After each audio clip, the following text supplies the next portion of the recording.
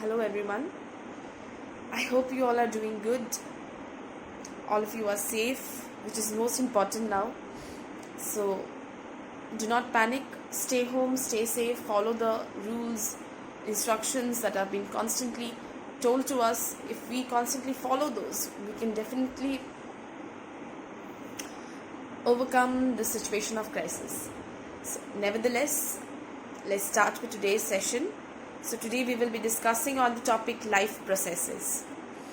So the word life processes means that certain activities which are necessary for survival of life. Now, certain activity means the physiological activities which are important. Example, excretion, circulation, digestion, nutrition, and so on. So these activities that I have named play a very important role for the survival of a living organism, whether it's plant, animal, or any sort of microorganism. Though yes, definitely, as the organisms are different, their physiological way of the physiological system will also act according to their structure and function, composition. So when we are discussing about the activities, the first thing that we need to talk about is how to identify whether a thing is dead or alive. Okay, so if I ask this, then it's very common that you say that if any organism is moving, for example, if a cow is eating grass, or if a cat or a dog is running, is considered to be living. But what if the dog is asleep? Is it considered as dead? Of course no. It is also considered, it is still then considered as living. But how do we know it? Because we can see them breathing. But what about a plant? A plant, how can you consider that a plant is living or dead? Some will say that it will grow. Yes, definitely. It will grow with time. It has the green coloring. Some plants have the green coloring pigment, chlorophyll, through which they can perform the process of photosynthesis, which is a sign of a living thing. But what if the color of the plant is not green, and it is an insectivorous, it's an insectivorous plant, or maybe it is not a producer? And also the movement of plant, the movement of plant is very, it's almost negligible. You cannot identify properly if they grow. At the time of growth you can say, but that growth process also takes a good number of time. So will that be considered as dead? No. So these things that we were discussing about it falls under visible movement.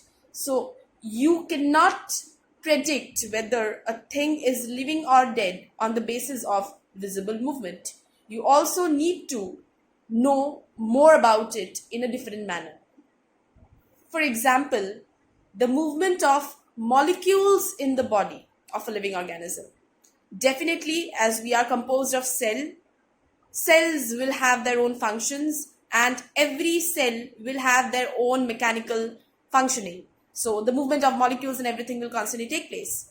So that is also considered to be a living thing. If you ask any biologist, proper biologist, they will also consider that yes, this particular movement is considered as a living thing, is considered to be living. Now, I'm sorry. Now, if you talk about viruses, now viruses are a very contradictory and a topic which is always in question. Why in question? Because viruses are considered to be living only when they infect the host.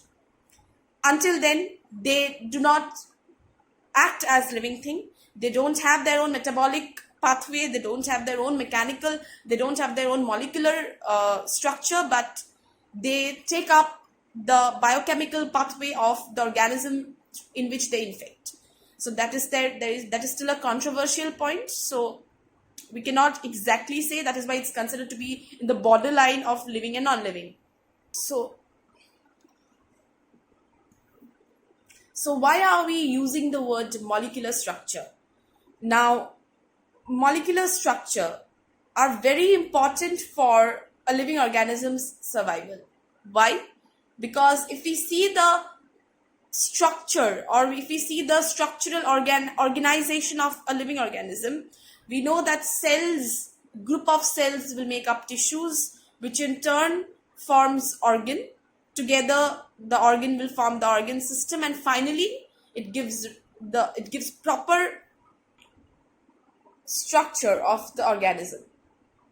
But another very interesting point over here is that the structure which I just now talked about sometimes also get affected by the calamities of the environment, or any sort of activity. Even your own body might be causing harm to this, like any disease. When a body catch up with any disease, there is a negative structure, or there is a negative impact on the body. So the molecular structure, the cells, in fact the tissues or whatever, have to play their own role in maintaining and repairing these structures. So to give us very small example for this, we know that cells in our body gets replaced.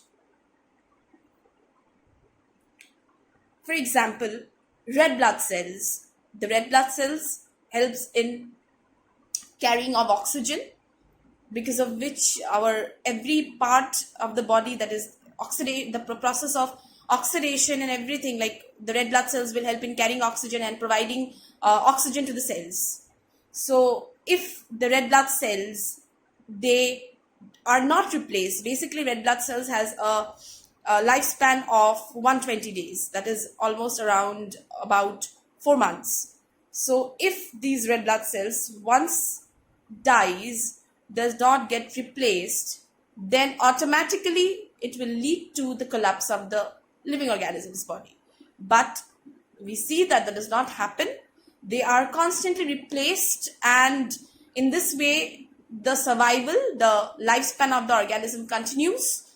So as I was telling, all these activities must have a maintenance process.